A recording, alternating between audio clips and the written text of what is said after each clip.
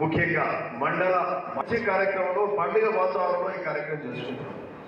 ఈరోజు మరి ఈ ఈ ఈ కార్యక్రమం మరి ముఖ్య ఉద్దేశం ఈరోజు ఏదైతే చీరల పంపకం అనేది తెలంగాణ వ్యాప్తంగా ముఖ్యమంత్రి గారు రేవంత్ రెడ్డి గారు గత 19వ తారీఖు నాడు ఇందిరాగాంధీ గారి జయంతి సందర్భంగా స్వర్గీయ ఇందిరాగాంధీ గారి జయంతి సందర్భంగా 19వ తారీఖు నాడు చీరల పంపిణీ మొదలుపెట్టిండ్రు.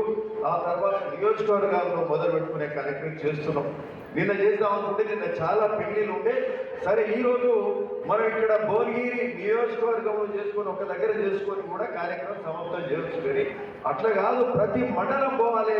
ప్రతి మండలం పోయి మరి అక్కడ మండల వ్యాప్తంగా ఉన్న మహిళా సోదరి మనులందరినీ కలిసి నేరుగా వాళ్ళ చీరల పంపిణీ కార్యక్రమంలో పాలు పంచుకోవాలనే ఆలోచనలో భాగంగా ఉదయం పోచంపల్లి, ఆ తర్వాత బీబీ నగర్, ఇక్కడ భువనగిరి, నెక్స్ట్ ఒలిగొండల 4 గంటల కానీ 5 గంటల వరకు పోయి అక్కడ కూడా చేస్తామని ఈ సందర్భంగా సో ఇట్లాంటి కార్యక్రమంలో రావడం చాలా సంతోషంగా ఉన్నది.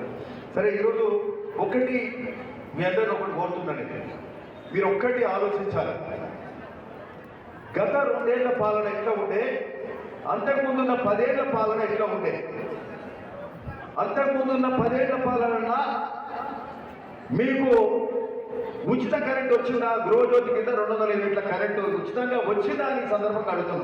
వచ్చిందా? గృహజ్యోతి కింద ఉచిత కరెంట్ రాలే కదా. ఉచిత బస్సు, మహిళలకు ఉచిత బస్సు ఇచ్చే కార్యక్రమం జరిగింది ఆ రోజు. ఈరోజు మన ప్రభుత్వం రాగానే ఉచిత బస్సు ఏర్పరచుకునే కార్యక్రమం చేసినాం. మహిళలకు గౌరవప్రదంగా మరి బస్సు ఉచితంగా ఇచ్చే కార్యక్రమం చేసినాం.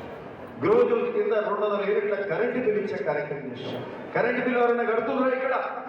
దాదాపు అందరికీ కూడా ఉచితం ఇచ్చారు. ఏదో 5-10 మంది కడుతున్నారో తెలియదు. మరి ఈరోజు 5-6 వేల కోట్ల రూపాయలు వంటి కరెంటు మీద ఉచిత కరెంటుకే గృహజ్యోతి కింద ఖర్చు పెడుతుంది. బస్సుకు ఆర్టీసీ బస్సు ఉచితంగా మహిళలకు ఇచ్చే కార్యక్రమం కింద 5-6 వేల రూపాయలు ఖర్చు పెడుతుంది. అంటే మరి అవన్నీ ఎందుకు చేయలే? ఆ రోజు ధనిక రాష్ట్రం. సరే అంతేకాక గత 6 నెలల నుంచి నేనంటున్నా తెలంగాణ వ్యాప్తంగా ఒక పండుగ వాతావరణం ఉన్నదని సందర్భంగా చెప్తున్నాడు. ఇది ముఖ్యమైన కారణం ఏంటంటే ఒక 6 నెలల కింద సన్న బియ్యం ఇచ్చే కార్యక్రమం మనం మొదలు పెట్టుకున్నాము. ఈ రాష్ట్రంలో దేశంలో ఎక్కడ లేనట్టుగా ఓన్లీ తెలంగాణలో 13,000 కోట్ల రూపాయలు పెట్టి సన్న బియ్యం ఇచ్చే కార్యక్రమం తెలంగాణలో మొదలు పెట్టుకున్నాము. అంతకుముందు దొడ్డు బియ్యం ఇస్తుంటే ఆ దొడ్డు బియ్యం తెలియలేని పరిస్థితి. మళ్ళా 20 రూపాయలు 30 రూపాయలు కలిసుకొని అవి అమ్మి మరి 20-30 రూపాయలు కలిసుకొని మళ్ళా సన్న బియ్యం పోలే పరిస్థితి ఉండే. పైసలు లేని వాళ్ళ దొడ్డు బియ్యంతో మరి కష్టపడి ఇబ్బంది పడకుండా అవే ఆహారం తినేవాళ్ళు. 20,000 పైసలు మహిళలు ఉన్నారు.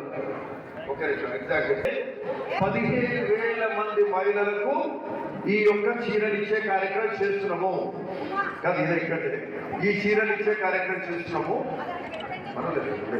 అయితే ఈ 15,000 చీరలల్లో ఈ మహిళా సంఘాలల్లో ఒక 12-13 వేల మంది ఉంటారు. ఇంకా 2,000 మంది ఉండకపోవచ్చు. ఉండని వాళ్ళకు కూడా చీరలు ఇస్తారు కూడా ఈ సందర్భంగా. ఓకే, అయితే ఇంకొకటి ఏంటంటే మహిళా సంఘంలో లేని వాళ్ళకు కూడా ఇష్టం, కానీ బట్ లేని వాళ్ళు కూడా చేరితే ఏంటంటే మీకు మంచిది. రానున్న కాలంలో ఇదివరకు ఏంటంటే వయోపరిమితి ఉండే 60 ఏళ్ళ పైకి ఉంటే ఇవ్వకపోయింది, మహిళా సంఘంలో చేర్చుకోకపోయింది. అవునా? ఇప్పుడు 60 పైకి పడ్డ మహిళా సంఘాల్లో సభ్యులు చేరవచ్చు. మీ సంఖ్య పెంచుకోండి, మహిళా శక్తి పెంచుకోండి, మీ బలం చూపెట్టండి.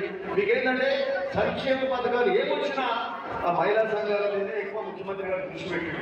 మహిళలను కోటీశ్వరం చేయాలవచ్చు, మహిళలకి నేరుగా ఆర్టీసీ బస్సులు ఇచ్చి మళ్ళీ మీరే మాకు ఆ సంస్థకు లీజ్ ఇచ్చేటట్టు, కిరాయికి ఇచ్చేటట్టు, సోలార్ ప్లాంట్ పెట్టేటట్టు, పెట్రోల్ బంకులు పెట్టేటట్టు. సో ఇవన్నీ మీద దృష్టి పెట్టింది. కాబట్టి మహిళా సంఘాలన్నా చేరని వాళ్ళు కూడా చేరాలని కూడా ఈ సందర్భంగా కోరుతున్నాం. చీరలు మాత్రం అందరికీ వస్తాయని సందర్భంగా చెప్తున్నాం. Thank you.